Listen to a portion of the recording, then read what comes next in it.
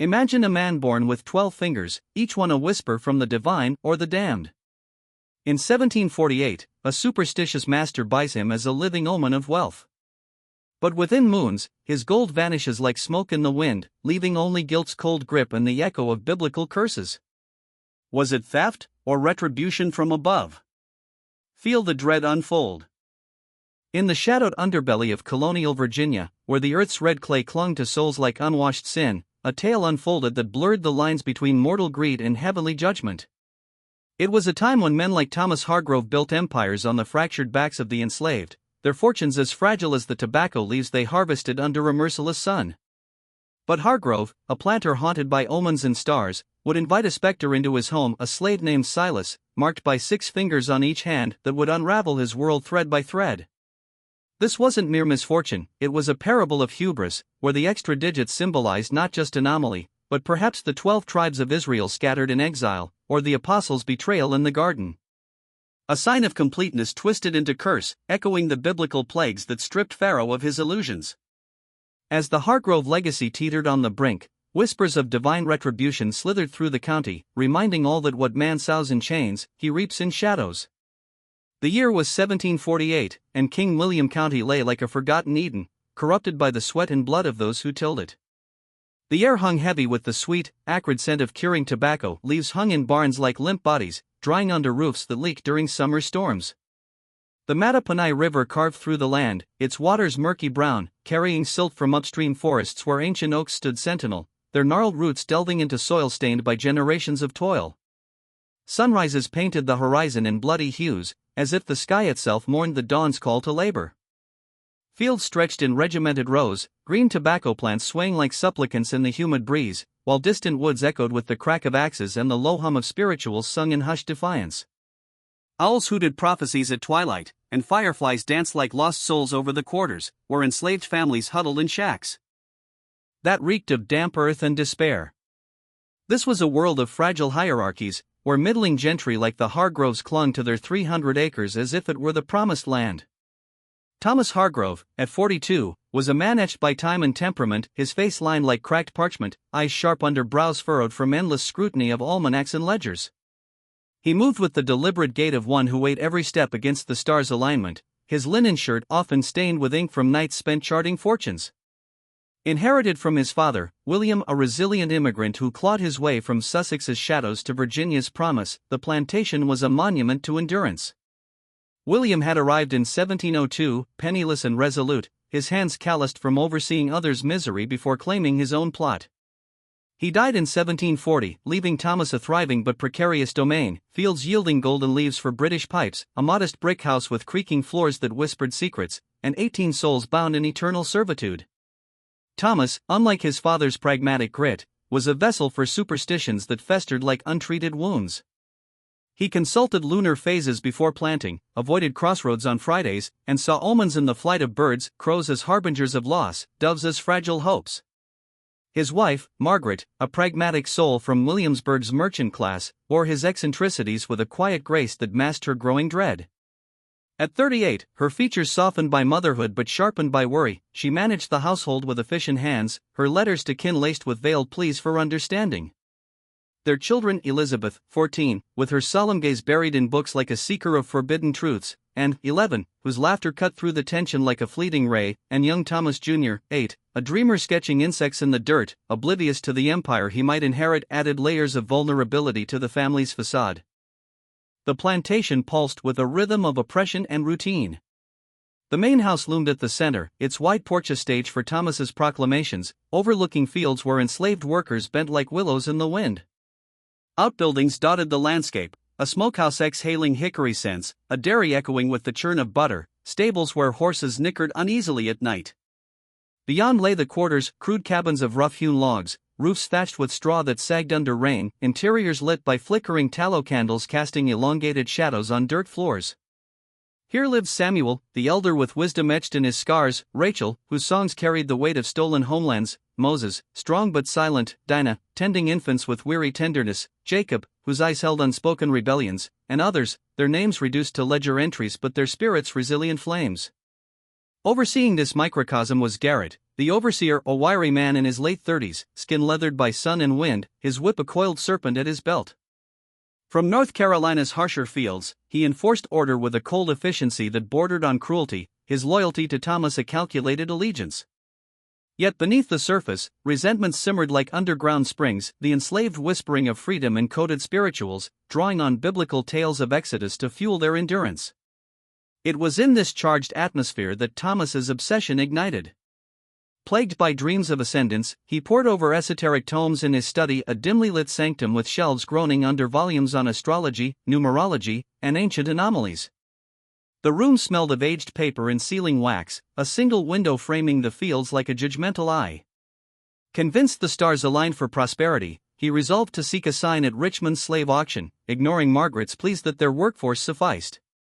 The heavens whisper of change, he murmured, his voice trembling with fervor, as if invoking a psalm twisted for personal gain. The journey to Richmond unfolded over 2 grueling days. The road a rutted path through dense forests where sunlight dappled the ground like scattered coins. Thomas rode alone, his horse's hooves kicking up dust that clung to his cloak, nights spent in taverns where firelight danced on walls alive with travelers' tales. Richmond greeted him with the James River's brackish tang, the air thick with humidity and the clamor of commerce. Dalton's auction yard was a grim arena, a fenced expanse of trampled earth, a raised platform like an altar of sacrifice, surrounded by buyers whose eyes gleamed with avarice. As the auction commenced, slaves were paraded like livestock, prodded, inspected, their dignity stripped under the sun's glare.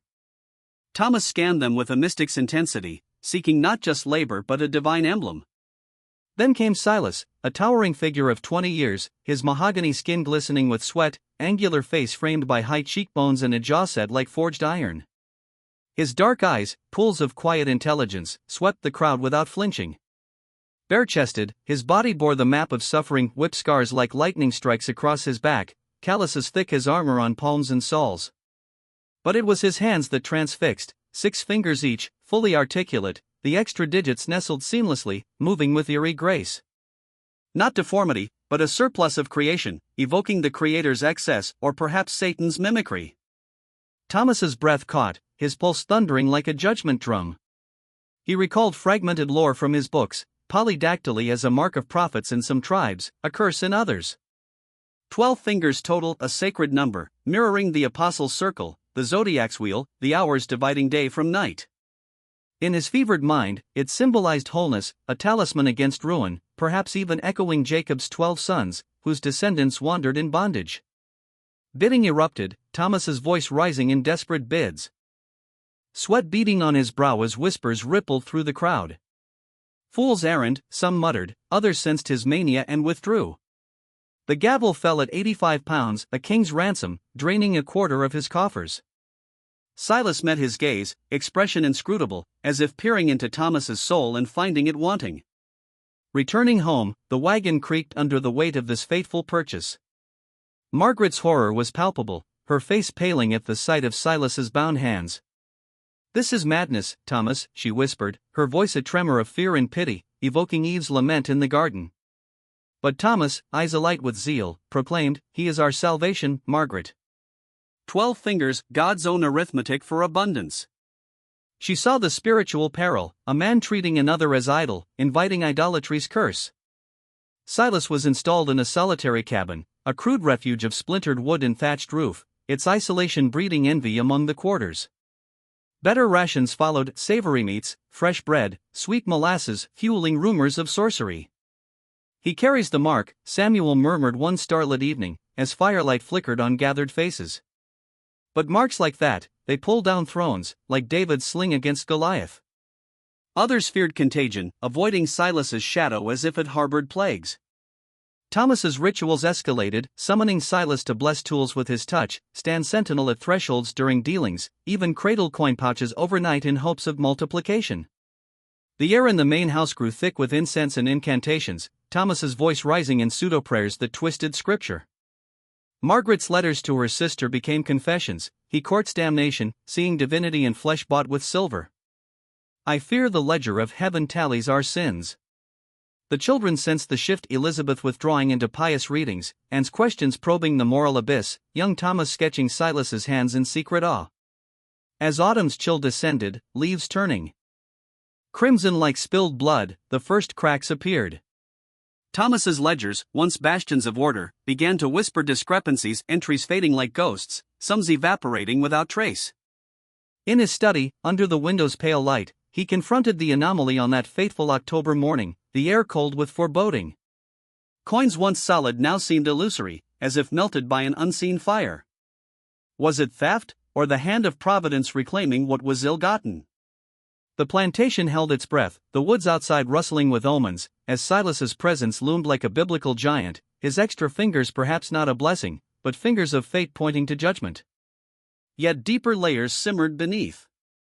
Silas, silent and observant, harbored depths untold, perhaps memories of African rites where such marks signified shamans, or a calculated intellect plotting amid the chaos.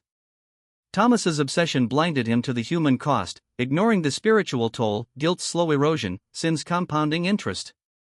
The family teetered on redemption's edge, Margaret praying for intervention, the children innocents in a storm of paternal folly.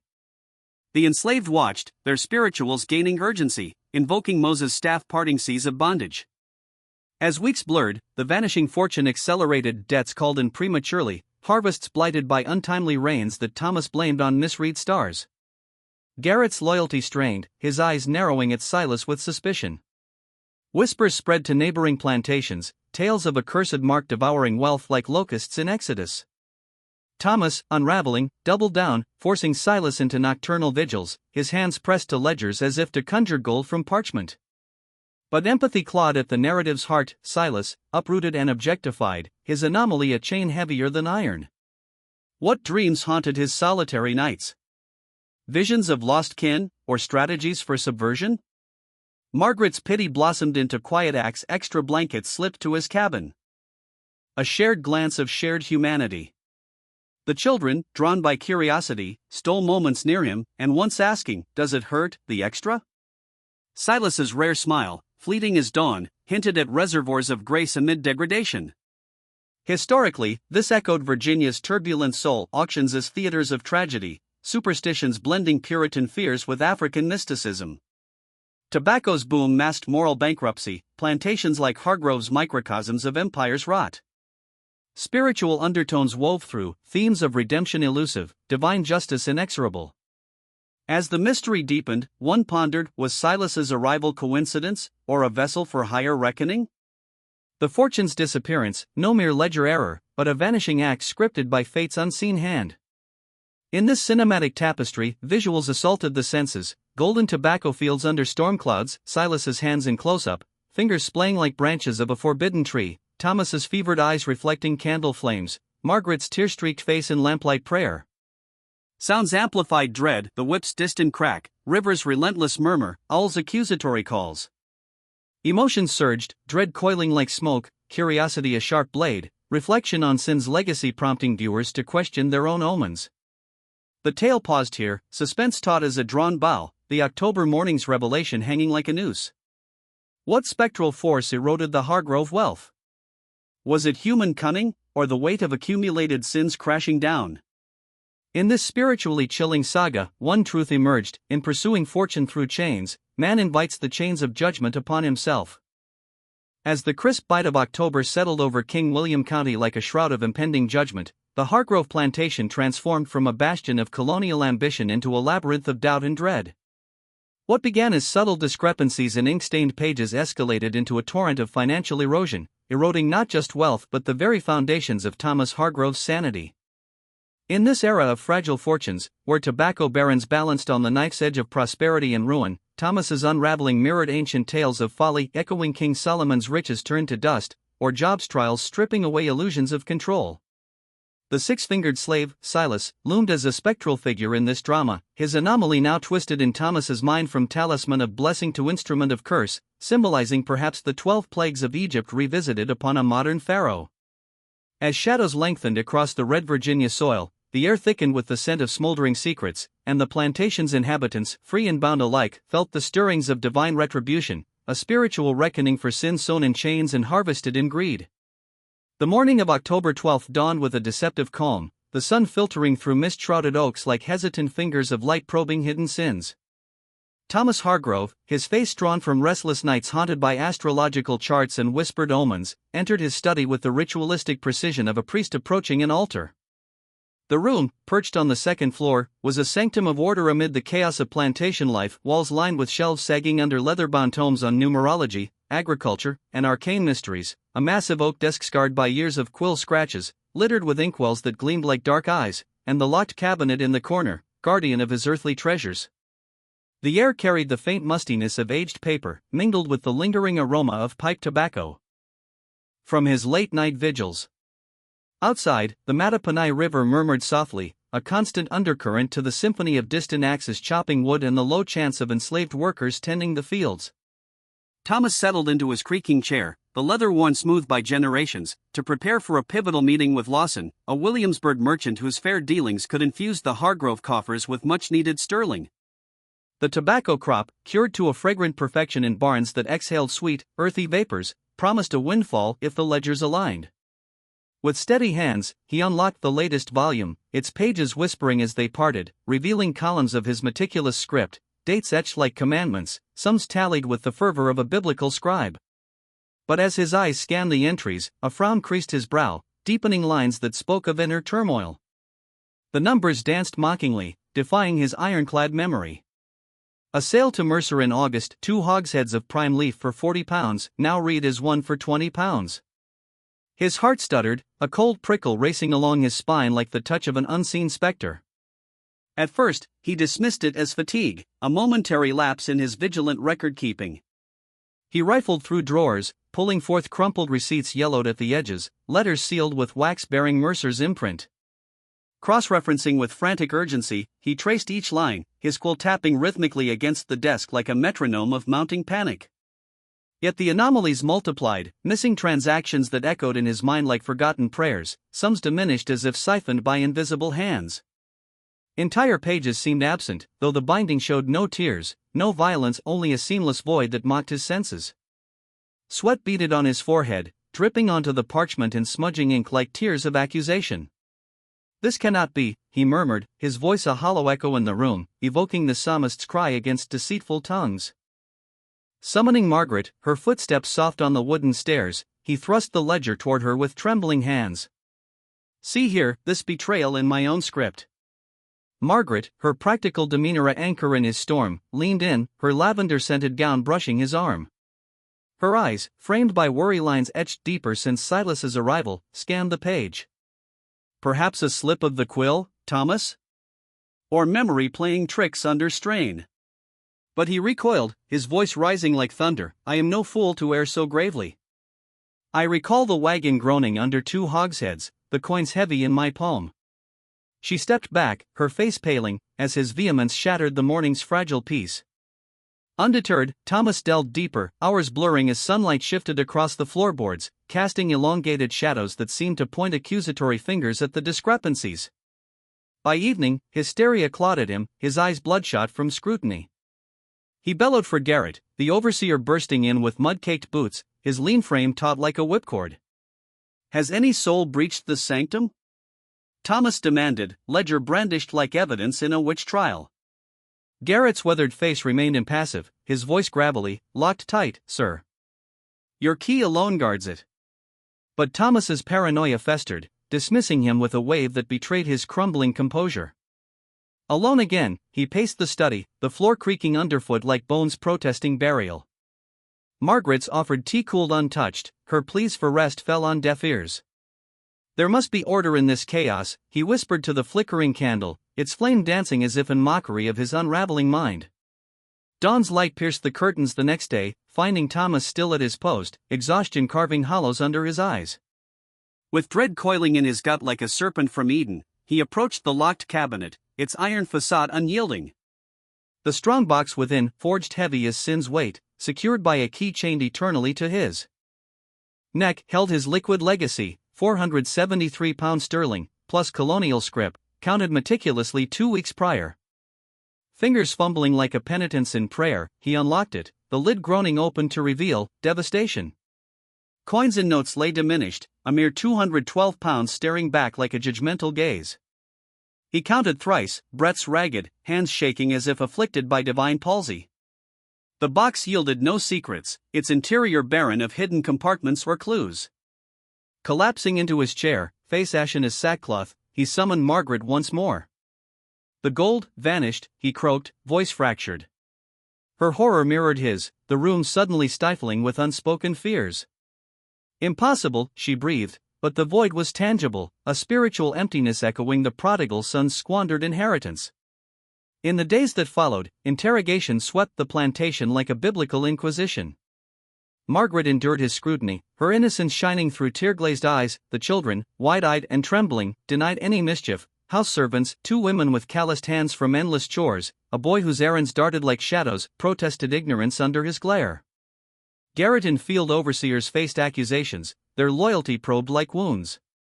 Even the enslaved were hauled before him, their quarters' dirt floors contrasting the main house's polished wood, as Thomas's questions pierced the air thick with resentment. No confessions emerged, only blank stares and murmurs of confusion. Thomas's nights became torment, lying rigid beside Margaret, his mind replaying fragments. Had he squandered the funds in a fog? Relocated them under starlit impulse? But evidence eluded him, his vaunted memory fracturing like Moses' tablets smashed in rage. Worse cascaded upon worse, a deluge of misfortunes evoking Job's afflictions. Creditors like Lawson appeared at the porch, promissory notes in hand, signatures in Thomas's script demanding repayment for loans he swore settled. This forgery of fate! He exclaimed, but paid from dwindling reserves, each coin parting like blood from veins. Buyers reneged on deals etched in his recollection, claiming unfinished packs. The tobacco harvest, once his pride, sold at pittance. Inspections revealed spoilage, leaves mottled with moisture, inferior blends that Garrett attributed to Thomas's own orders amid a barn leak. You inspected it yourself, sir, in September's gloom, Garrett insisted, concern etching his brow. Thomas's denial rang hollow, a whisper against the roar of doubt.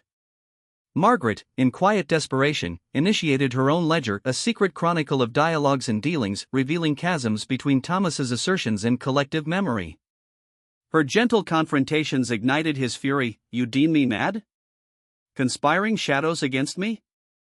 In this maelstrom, Silas's shadow lengthened, morphing in Thomas's fevered vision from savior to scourge. It's him, the 12-fingered fiend, Thomas ranted one stormy eve, lightning illuminating his wild eyes like heavenly fire. Margaret's pleas, he's mortal, Thomas, no sorcerer, fell on ears deafened by obsession. The enslaved whispered in their quarters, firelight casting grotesque shadows on walls, Samuel opining, master reaps what he sowed, buying a man like a charm, Rachel murmuring prayers akin to African incantations blended with Christian psalms. Productivity faltered, tools dropped in weary hands, accidents multiplying as if cursed by unseen forces. The plantation's air grew heavy, scented with fear and the acrid tang of unsold tobacco rotting in barns. By late November's chill, when frost etched windows like divine script, Thomas's rituals turned macabre. Summoning Silas under cover of night, the house creaking like a guilty conscience, he locked them in the study. Moonlight slanted through panes, illuminating Silas's stoic form, tall, unbowed, his extra fingers curling naturally at his sides. You conjure this ruin, Thomas accused, voice a venomous hiss. Blocking escape like a jailer of souls.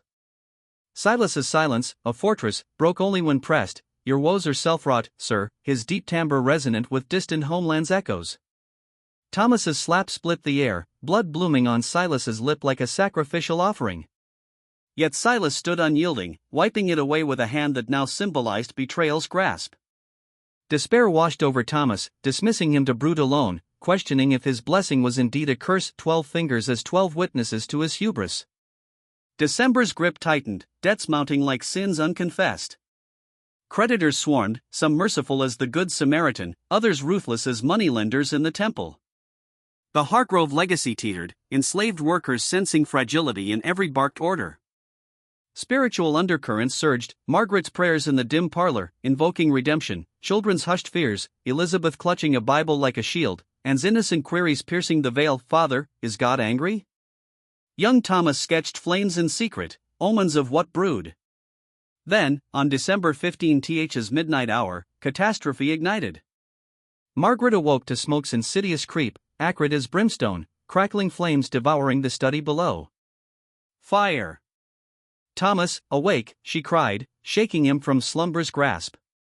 Chaos erupted, hallways choked with billowing gray, children's coughs rending the night. Margaret herded them out, cool air a merciful embrace, as flames licked study windows like tongues of hellfire. Thomas roused servants, alarms piercing the dark, enslaved rushed with buckets, a human chain from well to inferno. Garrett bellowed commands, Silas among them, his dexterous hands passing water with grim efficiency, face set against the blaze's roar. Hours waged war against the flames, heat blistering skin, smoke searing lungs. The study succumbed, roof caving in a thunderous groan, walls charred black as sin exposed. Dawn revealed ruins, soot. Blanketed grounds, muddied earth from spilled salvation. Thomas stood amid wreckage, tears carving paths through grime, weeping for lost ledgers, incinerated books, the very records of his empire turned to ash. What secrets perished in that pyre? Was it accident, arson, or divine arson, flames of purification echoing Sodom's fall? The plantation held its breath, Silas's enigmatic gaze lingering, as embers smoldered like unresolved guilt. Yet in this devastation, threads of empathy wove through: Margaret's steadfast love, a beacon amid ashes; children's resilience, clinging to hope; even Silas's quiet dignity, a mirror to Thomas's fractured soul. Historically rooted in Virginia's volatile economy, where fortunes flipped on whims of weather and whim, this episode chillingly evoked spiritual themes: guilt's erosion, sin's retribution, redemption's faint glimmer. Cinematic vistas assaulted, roaring inferno against starlit sky, buckets sloshing in frantic rhythm, Thomas's silhouette crumbling in defeat. Sounds amplified terror, crackling wood, anguished shouts, rivers in different flow. Emotions churned, dread's vice, curiosity's pull, reflection on mortal frailty. The mystery deepened, suspense coiling tighter. Had the fire consumed evidence of theft, or ignited a path to truth? In this haunting legacy, one pondered, when man plays God with omens and lives, does heaven respond with fire and forgetting?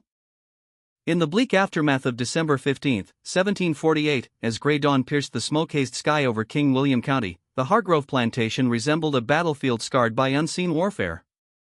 Embers still glowed like dying accusations amid the blackened ruins of the study, where once precise ledgers, testaments to 2 generations of calculated ambition, now lay as ash drifts, stirred by chill winds off the Mattaponi. The iron strongbox, warped by infernal heat yet unbreached, yielded only charred remnants of sterling, fragments of notes and melted coins that mocked Thomas Hargrove's former security. The scent of scorched paper and charred oak clung to everything, a funeral pyre for illusions of control.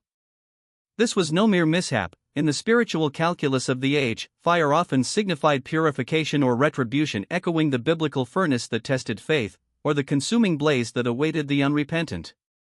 For Thomas, whose superstitions had twisted providence into personal talisman, the flames felt like heaven's verdict on his hubris. A man who sought signs in flesh now confronted the sign of his own undoing. Margaret stood beside her husband amid the wreckage, her hand resting lightly on his soot-blackened shoulder, a gesture of solidarity laced with unspoken grief. Her face, framed by disheveled hair streaked with ash, bore the quiet fortitude of one who had long anticipated calamity. The children huddled on the porch steps, wrapped in woolen blankets salvaged from undamaged rooms, Elizabeth clutching a singed Bible like a shield, Anne's eyes wide with the terror of innocence shattered, young Thomas staring blankly at the smoldering timbers as if sketching the destruction in his mind. Their world, once anchored by fields of swaying tobacco and the rhythm of harvest, now teetered on collapse, the main house patched hastily but forever scarred, its one solid brick facade cracked and blackened like a sinner's conscience.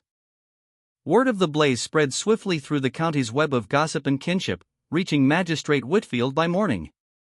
A tall, gaunt figure with a face carved by years of impartial judgments, Whitfield arrived on horseback, his cloak dusted with frost, notebook in hand like a ledger of truth. He questioned the household methodically, beginning in the parlor where smoke still lingered like a persistent ghost. Thomas, voice hoarse from inhaled soot and sleepless accusation, recounted the night, asleep beside Margaret, roused by her cries, flames already devouring the study. A candle, perhaps, he admitted reluctantly, eyes darting as if fearing divine eavesdroppers. I labored late, the discrepancies haunted me. Whitfield noted the financial woes, vanishing sums, altered entries, forgotten debts, his quill scratching skeptically. Tampering suspected, he probed. Thomas hesitated, paranoia flickering, someone, but the study was locked. Only my key.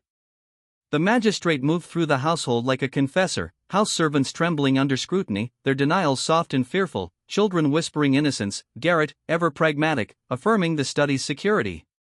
When Silas's name surfaced, the six-fingered anomaly you favored, Thomas flushed crimson. He had no access. Illiterate.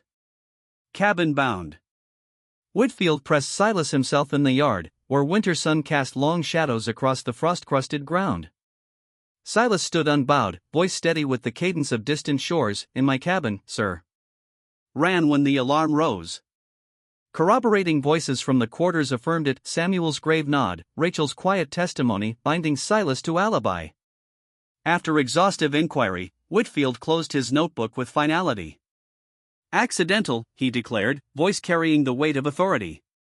A candle too near parchment, distress clouding judgment. No arson. No foul play. Thomas's protest died unspoken. Doubt not at him now. Had his own hand kindled the blaze in distraction? The magistrate departed, leaving Hargrove with ashes, debt, and a hollow exoneration that tasted of judgment deferred. The months that followed accelerated the family's descent, a slow unraveling mirroring the biblical fall from grace.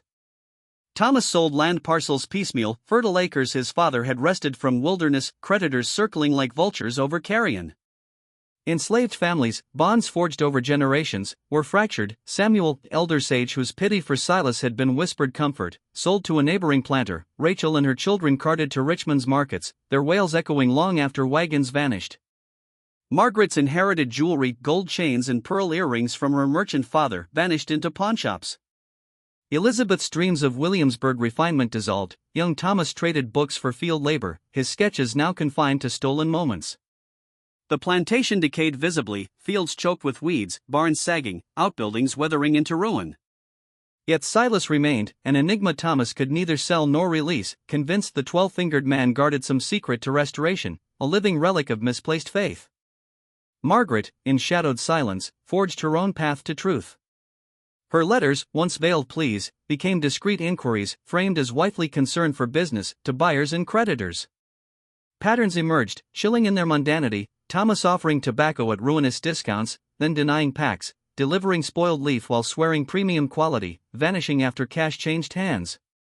Merchant Carlyle recounted a September deal, 10 hogsheads at bargain price, paid in full only for Thomas to rage at collection, branding the receipt forgery. He threatened arrest, Carlyle confided. "I wrote off the loss." Similar tales from others painted a portrait of delusion, agreements made, money taken. Memories erased or rewritten in Thomas's fractured mind. Garrett's records, reluctantly surrendered from his cabin, a leather satchel of hidden ledgers, confirmed the unraveling. Orders given then denied, conversations forgotten, accusations baseless. But buried amid entries, subtle thefts, small diversions from sales, rations, supplies accumulating into substantial sums. Margaret confronted the overseer in the dim kitchen, voice trembling, "You've stolen what little remained." Garrett's face hardened, "Owed, ma'am. 5 years keeping this afloat while he chased omens and a cursed hand. I earned it." His words struck like scripture, not curse, but consequence, Thomas's obsession birthing neglect, Garrett exploiting the void. That evening, parlor lit by a single taper, Margaret laid Garrett's ledgers before Thomas. Pages turned in shaking hands, shock yielded to rage, then fragile relief. "Garrett, the thief. Altered my books, stole coin, torched the study." Margaret's heart ached, theft was fragment, not whole. Thomas's mismanagement, erratic deals, forgotten debts, paranoia had eroded the fortune long before. But she withheld the fuller truth, fearing accusation would shatter him utterly. In Colonial Virginia, a woman's fate tethered to her husband's stability, truth could be ruinous. Thomas acted swiftly, complained to Whitfield, ledgers as evidence. Garrett admitted theft openly, yet defended, "I ran the place while he fixated on signs and that slave." Whitfield, weighing complexities, sentenced restitution via 7 years indentured labor, wages funneled to Hargrove. A Pyrrhic victory, years to recoup fractions, fortune irretrievable. Yet Thomas embraced vindication, blaming Garrett for all the missing gold, altered pages, fire. Silas's shadow receded in his mind, obsession redirected. Deep down, whispers persisted, Silas's words, "You know, and it terrifies you," echoed like unconfessed sin.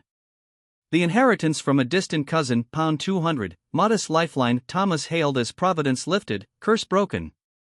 In gratitude's delirium, he offered Silas freedom. Silas refused, eyes steady, not freedom. Truth. Thomas recoiled, banishing him from speech, but the refusal haunted like a parable of redemption denied. Spring 1749 brought foreclosure's specter, exhausted credit, creditors poised to seize. The plantation, once emblem of rise, now symbolized fall, fields fallow, quarters emptying, house patched yet hollow. Spiritually, it evoked Proverbs' warnings: riches gained hastily dwindle, greed invites ruin. Thomas's pursuit of omens over stewardship mirrored idolatry, inviting divine correction. Margaret's quiet investigation uncovered no supernatural curse, only human frailty, obsession blinding to reality, theft exploiting weakness. Empathy threaded the tragedy, enslaved dispersed, families torn asunder, bearing sins not theirs, children robbed of futures, Margaret bearing silent witness to her husband's unraveling. Silas endured, his polydactyly no mark of devilry but reminder of humanity's shared anomaly under oppression. Garrett's theft, while criminal, stemmed from years of unacknowledged labor in a system devouring all. Cinematic dread lingered, flames roaring against winter night, buckets splashing in feudal rhythm, ledgers crumbling to ash, faces illuminated by dying embers, Thomas weeping, Margaret resolute, Silas impassive. Sounds amplified isolation, crackling fire, distant owl calls like omens, whined through barren fields. Emotions surged, horror at loss, curiosity over hidden motives, reflection on greed's legacy. The fortune's mystery resolved not in curse, but mirror. Thomas's mind, fractured by superstition, had sown its own destruction. In Virginia's unforgiving soil, where tobacco exhausted earth and souls, divine justice manifested not in spectral hands, but in consequences of unchecked delusion. As winter thawed into the hesitant spring of 1749, the Hargrove plantation clung to existence like a wounded animal refusing to die. The brief windfall from a distant cousin's estate, pound 200 in modest coin, had stanched the immediate bleeding of debt, but it could not heal the deeper wounds. Creditors still hovered at the edges of the property like carrion birds, their demands echoing across fields now sparsely tended. Thomas Hargrove, once a man of meticulous ledgers and celestial charts, moved through his days with the hollow determination of one who had convinced himself the storm had passed. Garrett's arrest and sentencing to 7 years of indentured restitution offered a fragile scaffold for his pride. The thief exposed, he murmured in the dim parlor, as if repeating it could rewrite history. Yet Margaret, bearing the weight of unspoken knowledge, watched her husband rebuild illusions atop ruins. She had glimpsed the fuller portrait, Thomas's fractured memory, reckless bargains, paranoia that alienated allies, yet she held her tongue. In a world where a woman's voice could shatter fragile domestic peace, silence became her shield. The plantation limped forward under Thomas's renewed but unsteady hand. Crops faltered under erratic weather, late frosts nipping tender tobacco shoots, summer rains rotting roots in waterlogged soil. Workers, diminished in number and spirit, fell ill with fevers that spread like whispers through the quarters. Tools rusted in disrepair, barns leaked, fences sagged. Thomas threw himself into labor with feverish energy, rising before dawn to inspect fields, barking orders with echoes of his former authority. But the man who once consulted stars now seemed adrift without them, his judgments faltered, his recollections blurred. Silas remained a quiet fixture, working the rows with uncomplaining strength, his six-fingered hands moving with the same fluid grace that once transfixed Thomas. No longer summoned for blessings or vigils, Silas remained a quiet fixture, working the rows with uncomplaining strength, his six-fingered hands moving with the same fluid grace that once transfixed Thomas. No longer summoned for blessings or vigils, Silas blended into the rhythm of toil, yet his presence lingered like an unresolved psalm. Margaret's sympathy for Silas deepened into something akin to kinship. She saw in him the innocent ensnared by another's delusion, a man marked by anomaly, bearing months of suspicion without breaking. One sun-slanted afternoon in late spring, as dust rose golden from the fields, she found him returning alone from the tobacco rows, sweat tracing paths down his mahogany skin. She called softly from the yard's edge, voice carrying over the hum of insects. Silas paused, wiping his brow with one extraordinary hand, waiting with the patient stillness of one accustomed to being summoned. "I must know about the fire," she said, stepping closer, the scent of turned earth and leaf tobacco thick between them. Silas regarded her without flinching, eyes dark pools reflecting sky. Did you set it? No, ma'am. Do you know who did? A flicker crossed his features, not fear, but the guarded caution of survival. Your husband thought me conjurer, cursed him with these hands. He lifted them slightly, 12 fingers splayed like branches against the light. But I am only a man. Born this way, nothing more. Then what became of the fortune? Silas studied her long, weighing trust against peril. Finally, he destroyed it himself. Not by magic, by choices. Poor trades, forgotten promises, blame shifted outward when memory failed. I watched. Tried to speak truth once. He would not hear. And the fire? His voice lowered, as if the words carried weight beyond sound. Someone needed evidence gone. Ledgers examined too closely would reveal thefts, discrepancies, missing coin. Garrett kept his own books, hidden. They would show more than he admitted. Margaret's breath caught. You saw him that night? From my cabin window. A figure moving toward the house. His stride, I knew it. Dark, but unmistakable. Why speak now? Who would believe a slave against an overseer? My word worthless in their courts. Silence settled, heavy as summer humidity. Margaret absorbed the revelation, Garrett not merely thief, but arsonist covering tracks. Thomas's blindness had enabled it all.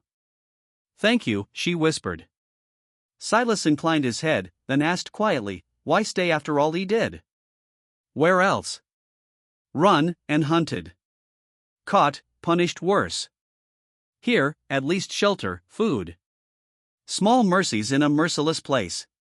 He walked away, leaving her amid blooming dogwoods, their white petals drifting like unanswered prayers. That evening, in the fire-scarred parlor lit by a single lamp, Margaret recounted Silas's words. Thomas listened, face draining of color, hands trembling on the table. Garrett set the blaze to hide his crimes. His voice cracked with vindication's bitter taste. Margaret saw relief flood him, the conspiracy narrative restored, personal guilt deferred. She wanted to press, your choices paved the path, your obsession invited the thief. But she saw his fragile hope and spared him the sharper truth. Thomas pursued justice, more complaints, demands for arson charges, but proof eluded. Silas's testimony inadmissible, Garrett steadfast in denial. The case withered, restitution trickling slowly. Thomas's health eroded, fevers recurrent, strength waning, days spent staring from windows at fields that mocked his efforts. Margaret assumed command, quiet, capable, negotiating with remaining buyers, rationing supplies, coaxing life from depleted soil. Under her, the plantation stabilized, a shadow of former glory but enduring. One autumn evening in 1750, as leaves turned blood-red, Thomas summoned Silas to the main house. Margaret and a notary stood witness in the dim parlor, papers spread on scarred oak. Thomas, frail now, voice thin, I blamed you wrongly. Abused you in fear. This is restitution, your freedom. Silas accepted the manumission documents, expression inscrutable. Thank you. Where to? Margaret asked. North. Pennsylvania. Free communities. Work. A beginning. Silas paused at the door. You were not cursed, sir. You were afraid. Fear destroys surer than any hex. He departed into twilight, silhouette swallowed by gathering dark. Thomas never saw him again. Thomas Hargrove slipped away in autumn 1753, age 47, listed as fever but truly broken will. Buried in the family plot beneath a plain stone, name, dates, nothing more. Margaret endured 2 decades, managing the reduced estate, raising children who carried scars quietly. Elizabeth wed a Williamsburg merchant, and a neighboring farmer. Young Thomas assumed stewardship, competent yet unambitious, preserving what remained. The Hargrove name faded from prominence, reputation stained by whispers. Margaret, in twilight years, spoke sparingly of 1748-49, a good man undone by fear. The world exploits such weakness. Of Silas, once to Elizabeth, freed, gone north. I pray he found peace. He deserved far better. Local legend persisted, tavern tales of the six-fingered conjurer cursing a mad master, or the innocent slave victimized by superstition. Truth, as always, layered in gray, no supernatural force, only human frailty. Thomas, product of his era, craved order in chaos, omens, patterns, control. Obsession with Silas blinded him to stewardship, neglect bred failure, failure birthed blame. Garrett exploited distraction, stealing then burning evidence. Silas endured with dignity, departing without rancor. The plantation endures today, renovated private home, fields now corn and soy. Quarters vanished, unmarked. Yet ask elders in King William County of the six-fingered slave, and some recount, master maddened, fortune vanished, fire concealing sins. They conclude, greatest terrors internal, fears clung to, truths evaded, delusions that devour. Thomas feared loss of control, fortune on sand. Seeking signs, he lost reality. Neglected business, alienated allies, spiraled into madness. Fears manifested, not by curse, but consequence. The vanishing fortune, squandered by pride, fear, refusal to face self. Perhaps the deepest chill, we hold capacity to ruin ourselves more thoroughly than any external demon. The tale of Thomas and Silas reminds, dangers often inward, fears nursed, beliefs blinding, truths refused. In facing them lies redemption, in denial, destruction.